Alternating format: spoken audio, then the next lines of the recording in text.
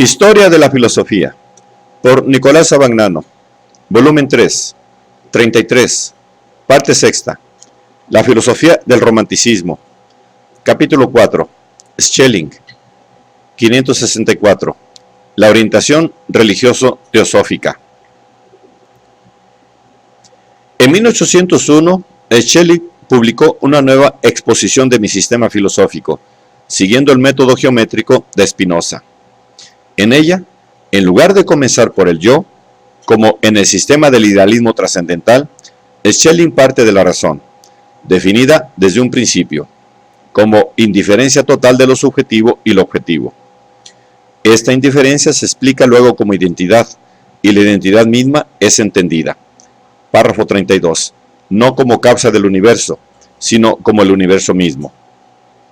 En cuanto a la identidad absoluta, que representa la infinitud autoconsciente de la vida divina, los fenómenos particulares constituyen la diferencia cuantitativa entre lo subjetivo y lo objetivo. Párrafo 37. La materia es la totalidad relativa, la primera manifestación de la identidad absoluta, y Schelling parte de este supuesto para deducir las fuerzas particulares de la materia. En 1802, en un diálogo titulado Bruno o el principio divino y el principio natural de las cosas, Schelling presentaba en forma popular su concepto de la divinidad como artífice del mundo, y del mundo como devenir de la revelación divina. El diálogo muestra ya los signos del creciente interés de Schelling por el problema religioso, que abordó poco después en el escrito Filosofía y Religión. La unidad de filosofía y religión es sólo posible si hay un conocimiento inmediato de lo absoluto. Pero el conocimiento inmediato de lo absoluto no está fuera de lo absoluto. Es lo absoluto mismo en su autoobjetivación y autointuición. Esta autoobjetivación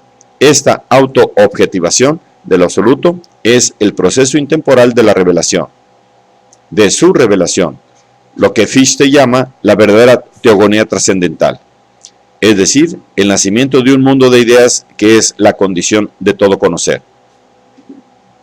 ¿Cómo de este mundo puramente ideal nace el de la materia?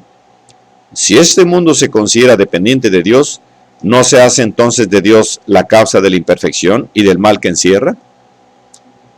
En estas preguntas se descubre ya una nueva orientación de la especulación de Schelling. Hasta ahora, había apreciado en la materia solo vida, perfección y belleza, y, por consiguiente, no había sentido en ningún caso la exigencia de separarla de alguna manera de la vida divina, insistiendo siempre en la tentativa de deducirla de la misma naturaleza de Dios. Esta deducción es ahora declarada imposible.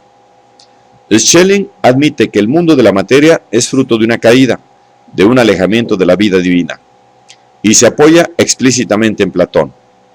Dios implica la posibilidad de esta caída, y la implica no en su naturaleza absoluta, sino en la imagen originaria que le es propia en cuanto se intuye o se objetiva, imagen que está dotada, como él mismo, de libertad. La posibilidad de la caída no significa su realidad. Esta realidad es fruto de la libertad de la imagen en que Dios se revela y se reitera al mismo tiempo, dando lugar a la naturaleza finita, es decir, al mundo material, el cual, por esto, después del alejamiento de Dios, tiende a volver a él, justificando con este retorno su caída y su alejamiento. De este modo, la historia es una epopeya representada poéticamente en el Espíritu de Dios.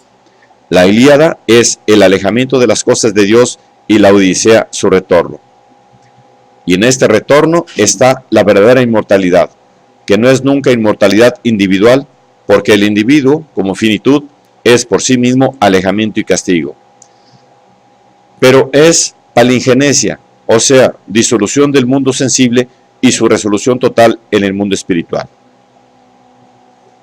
En el espíritu de esta doctrina, que reproduce viejas especulaciones de la patrística, se mueven las investigaciones filosóficas sobre la esencia de la libertad humana y los objetos que se le refieren, como Schelling publicó en 1809. Hegel, en el prefacio de la Fenomenología del Espíritu de 1807, había criticado con dureza el concepto schellingiano del absoluto como identidad o indiferencia, hallando en él un abismo vacío, en que se pierden todas las determinaciones concretas de la realidad, y comparándolo con la noche en la que, como suele decirse, todos los gatos son pardos. En resumen, Hegel mantenía que lo absoluto de Schelling está falto de vida y concreción interior, y, por tanto, es incapaz de valer como principio explicativo de cualquier realidad. Las investigaciones son una respuesta, si bien parcial, de Schelling a las objeciones de Hegel. Schelling se propone en ellas demostrar, primero, que lo absoluto, aún considerado como identidad, implica articulación interior y, por tanto, vida y devenir. Segundo, que lo absoluto, así entendido, se presta a justificar la existencia humana como libertad y moralidad. En el primer punto, Schelling hace suyas algunas tesis de Jacobo Bohm. En Dios existe no solo el ser, sino como fundamento de este ser, un sustrato o naturaleza que es distinto de él, y que constituye un oscuro anhelo, un deseo inconsciente de ser, de salir de la oscuridad y de alcanzar la luz divina. Ahora bien, en Dios el ser y el fundamento, la inteligencia y la voluntad, están unidos y armonizados. En el hombre pueden estar separados. Si en el espíritu del hombre, dice Schelling, la identidad de los dos principios fuese tan indisoluble como en Dios, no existiría ninguna distinción, o sea, que Dios como espíritu no se revelaría. Esta misma unidad que en Dios es inseparable, tiene que ser separable en el hombre, y tal es la posibilidad del bien y del mal. El hombre puede permanecer unido al querer tenebroso, que es lo individual, y negarse a conducir su voluntad a la luz del ser de Dios, es decir, a hacerla universal. En esto reside la posibilidad del pecado y del mal.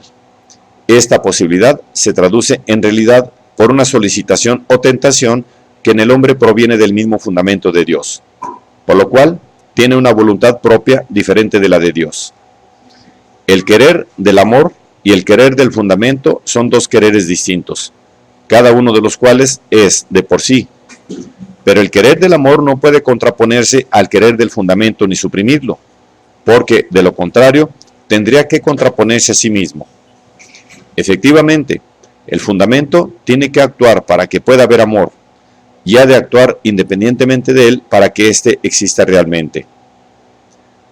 La misma exigencia de la revelación de Dios exige la acción independiente y la acción contrapuesta del fundamento. Así, la posibilidad humana de pecar está fundada en la misma naturaleza de Dios, aunque no en el mismo Dios. Y el hombre se decide por el bien o por el mal precisamente en el acto en que emerge, con la creación de esta naturaleza. Cada cual actúa conforme a lo que es, pero es conforme a lo que decidió ser cuando se formó en el fundamento de Dios. De aquí deriva la inconsciente e irresistible inclinación al mal que se manifiesta en algunos hombres. Estos, sin embargo, son igualmente libres y responsables de sus acciones, por la elección que han hecho de su ser en el acto de la creación. Schelling pone así en Dios, como en las criaturas que de él proceden, dos principios. Y más allá y antes que ellos como principio originario, admite también la indiferencia, de la que se había servido antes igualmente para definir la naturaleza de Dios. El principio originario es la indiferencia entre lo real y lo ideal, las tinieblas y la luz, lo inconsciente y lo consciente, y, en cuanto a indiferencia, es extraño a su oposición y la hace posible.